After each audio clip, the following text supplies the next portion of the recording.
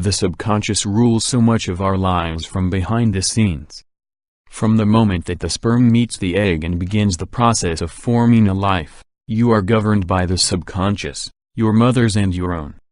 The subconscious is the force that tells your heart how to beat, when to blink, when to feel hungry. All of your physiological functions are the work of your deeper mind. It also has a huge impact on how we perceive the world. The subconscious works very quickly, analyzing the world around you all the time, finding the patterns and making assumptions that you realize consciously. In metaphysical terms, the subconscious is the force that can make or break our creative and spiritual processes. In many ways, the subconscious is a truer reflection of your soul. It is the foundation upon which the ego and the conscious mind are built. So how do we make it listen? This is not an easy answer. There is not one method that will make everyone's subconscious change its old patterns to conform to the new paradigm that we wish to consciously install. I have decided to explore the methods that are either the most popular or the most effective to me personally, that I do not see being explored as much as I think they should. Try them out, experiment and explore, and you will find something that works for you, so long as you maintain an open mind. 1. Meditation and visualization.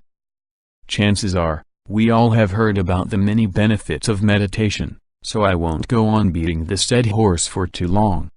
All you need to know for these purposes is that when you meditate, you blur the boundary of the conscious and unconscious and begin a sort of integration process. The reason we focus on our breathing so heavily when we meditate is that it is one of the actions that can be controlled by both the conscious and subconscious minds. As we relax more deeply, we become a mix of subconscious and conscious, until eventually both are united and transcend to a state of superconsciousness. It is during this process that we can very easily release old paradigms and install new ones. Simply visualize your intent while you meditate. This is rewriting your subconscious.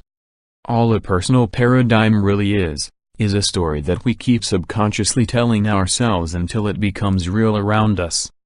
Now is the time to write a new story with a happier ending. 2. Hypnotherapy. Hypnosis works very similar to meditation, the only difference and benefit being that there is someone to guide you every step of the way. Many people find that meditation and visualization do not work for them because they get distracted, their phone starts buzzing, or they just cannot figure out how to be both relaxed and invested at the same time. A good hypnotherapist can assist in all of those things. More likely than not, he or she will have you turn your phone off on the outset of the session. Their voice and instruction that are both calm but authoritative will keep you focused, and the fact that you probably paid money to have this session take place will make you much more invested in focusing. He or she will teach you how to relax and have an environment that you may feel more suited to this work than your own home. I am aware that not everyone has the opportunity to find a hypnotherapist, and that is okay. There are still other methods that can be explored, and there are also a wide variety of guided meditations and recorded hypnotherapy videos online, for free. 3. Sleep. Sleep, like meditation, is a time when the boundary of the two minds is thinner. How often do we find ourselves falling asleep thinking about all the things they don't want to do tomorrow or are already stressed about from the past day? Have you found yourself drifting to sleep thinking about work, the fight you had with your lover, all the errands you have to run tomorrow, or just loneliness?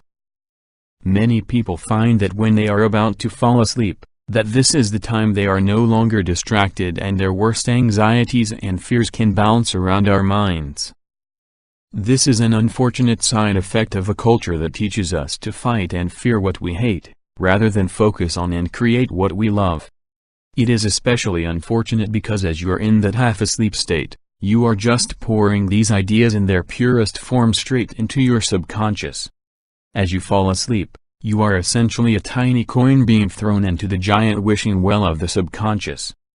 If night after night you are placing all that stress and negativity into the great wishing well of the subconscious, then that is all your subconscious is going to know how to see the next day. As you fall asleep, think about the things you want.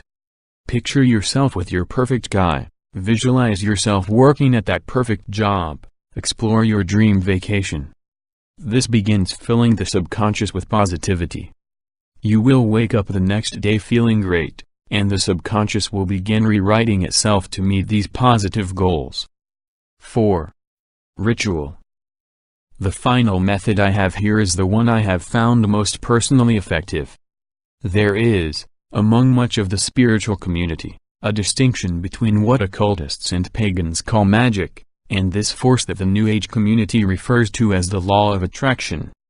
Many enlightened individuals realize that these two forces are actually just different names for the same idea. However, New Agers go about making vision boards and using affirmations, while witches and occultists make talismans and say spells. There are people on either side who do not respect the nonsense of the other side. But really, I think the people who are the most enlightened are the ones who see the similarities behind both sides and realize what they have in common and how they can help one another. One big way that the New Age community can learn from its seemingly darker sister is that rituals work.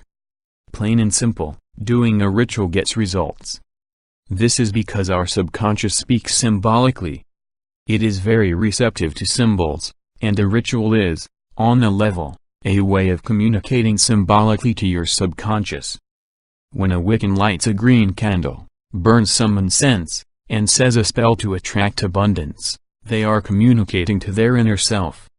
Their subconscious understands the symbolism and accepts it, and sets to work making it happen. The rituals do not have to have ancient hymns to long-dead gods or blood sacrifices. It can be as easy as lighting a candle and saying some words. The best rituals are personal ones, so devise some for yourself.